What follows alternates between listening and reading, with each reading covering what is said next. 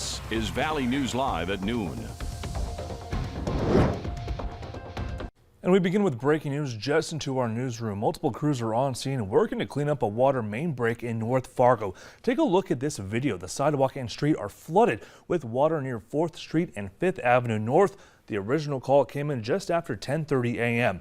Valley News Team's Aaron Walling is on scene and says that crews finally got the water to shut off. It was pouring into the street from multiple spots, creating a wet and slushy mess.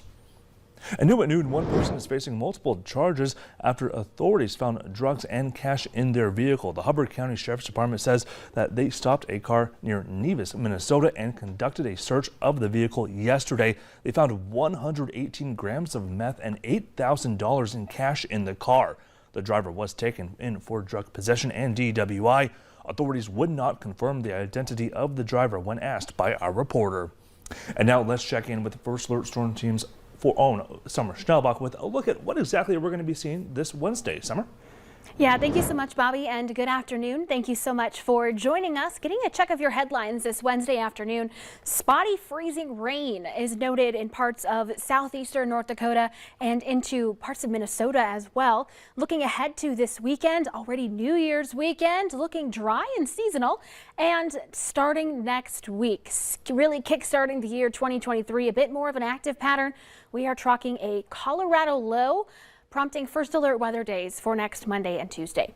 Temperatures right now, 20s to near 30 degrees. We're right at 20 in Devil's Lake. That's one of the coolest spots. 25 in Jamestown and Bemidji, 26 Grand Forks, 27 in Detroit Lakes, 29 here in Fargo, and most of us seeing some fairly cloudy skies. Looks like a little bit of a break of sun trying to move into Devil's Lake and Langdon at this time, but a closer look at the radar, turning off the cloud cover layer, shows some freezing rain here noted in pink, stretching from Ellendale, Edgeley through Lemoore, just north of Lisbon now, and then back into Castleton and Fargo. So here in the metro, we have seen a little bit of that freezing rain. Meanwhile, in parts of northern Minnesota, seeing some radar returns in purple that indicates some sleet or maybe a couple of flurries, but overall very light. Bobby, looking at Skycam here in South Fargo, this is I-94 headed westbound. Here's the eastbound lane. Things are looking a little bit icy. So coming up, we'll take a closer look at some road reports and what to expect next week with that Colorado low. All right, Summer, thank you so much. Well, the Olmsted County, Minnesota Sheriff's Office is confirming a woman's body was found in the snow near Rochester, and they're investigating it as a murder. A woman was walking her dog Monday afternoon when her dog started pulling her towards a ditch. That's when the woman saw a human arm sticking out of the snow. Investigators have identified the woman, but are in the process of notifying family before releasing her name.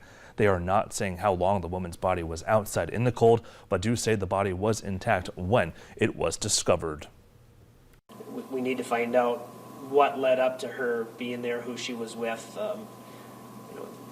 Based on what we have, we know it to be a suspicious death, so we would like to be able to follow it through. Authorities do not believe there is a danger to others at this time. The city of Fargo has come up with a possible concept for the proposed 2nd Street pedestrian bridge. The bridge would connect downtown to the river corridor and would span about 700 feet. It would cost between $3.7 and $4.8 million. City officials are hoping to finalize the design by March and place bids for construction by November.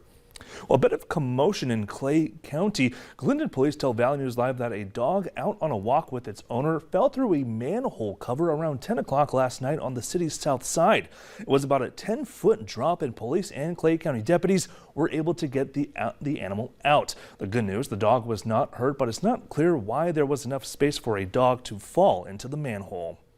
Travel chaos continues across much of the nation as airlines struggle to recover from weather delays, and leading the way with thousands of cancellations is Southwest Airlines. The company's CEO is apologizing for the situation and says that he's optimistic the airline will be back on track before next week.